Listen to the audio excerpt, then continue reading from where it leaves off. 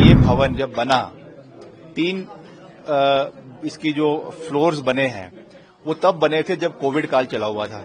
और कोविड काल के समय में किसकी सरकार प्रदेश के अंदर थी? मुख्यमंत्री जयराम ठाकुर जी थे। आपका मेयर शिमला का वो बीजेपी का था, डिप्टी मेयर बीजेपी का था, जो एमसी कमिश्नर उस समय है वो भी बीजेपी के समय सरकार ने ही अपॉइंट किया था। उनके समय में ये भवन बना और आज उल्टा कोतवाल चोर जो है वो कोतवाल को डांटे वाली परिस्थिति बनी हुई है।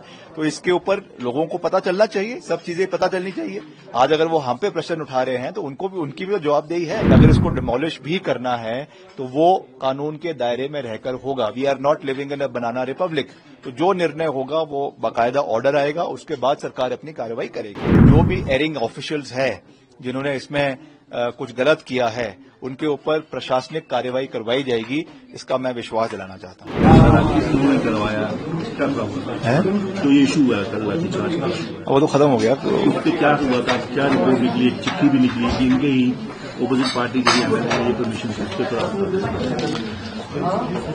देखिए, ये जो पूरा मसला था पिछले कल जो संजौली के अंदर एक प्रदर्शन हुआ, बड़े स्तर पर हुआ और उसमें कुछ पुलिसकर्मी भी घायल हुए हैं, अस्पताल में हैं और कुछ प्रदर्शनकारी भी उसमें घायल हुए हैं, वो भी उपचाराधीन हैं।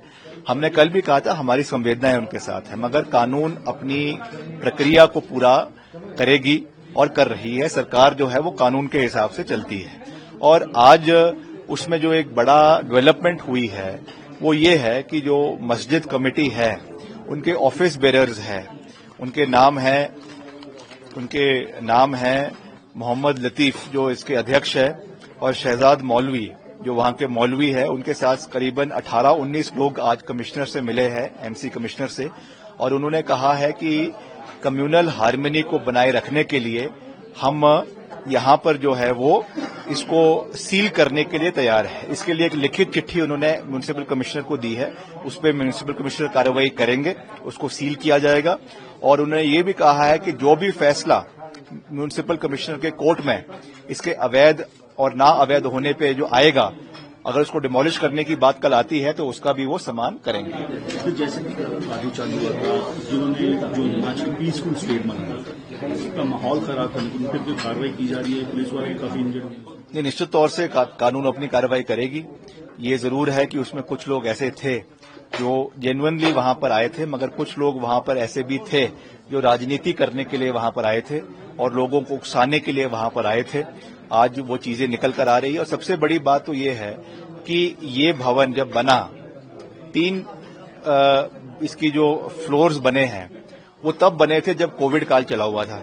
और कोविड काल के समय में किसकी सरकार प्रदेश के अंदर थी? मुख्यमंत्री जयराम ठाकुर जी थे। म्युनिसिपल जो है आपका मेयर शिमला का वो बीजेपी का था, डिप्टी मेयर बीजेपी का था, जो एमसी कमिश्नर उस समय है वो भी बीजेपी के समय सरकार ने ही अपॉइंट किया था। उनकी समय में सब चीजें हुई, उनके समय में ये भवन बना और आज उल्टा कोतवाल चोर जो है वो कोतवाल को डांटे वाली परिस्थिति बनी हुई है। तो इसके ऊपर लोगों को पता चलना चाहिए, सब चीजें पता चलनी चाहिए। आज अगर वो हम पे प्रश्न उठा रहे हैं तो उनकी भी तो जवाबदेही है और हमने ये कहा है कि जो भी कार्रवाई होगी वो कानून के दायरे में रहकर होगी। मैंने कल भी कई बार इस चीज को दोहराया और आज भी कह रहा हूं कि अगर इसको डिमोलिश भी करना है तो वो कानून के दायरे में रहकर होगा। We are not living in a banana republic. तो जो निर्णय होगा वो बाकायदा ऑर्डर आएगा, उसके बाद सरकार अपनी कार्रवाई करेगी। सर, कितने एक्शन होगा जिन्होंने ये जगह लॉक की थी, कैसा दिया, उन्होंने कार्रवाई होगी, इन्वेस्टिगेशन? नहीं, इस पे निश्चित तौर से सरकार इस चीज को देखेगी, किसने पैसा दिया, किसने इसके लिए परमिशन दी, अवैध परमिशन कैसे दी गई। कुछ इसमें अधिकारियों के नाम भी आ रहे हैं, कुछ जेई के नाम भी आ रहे हैं।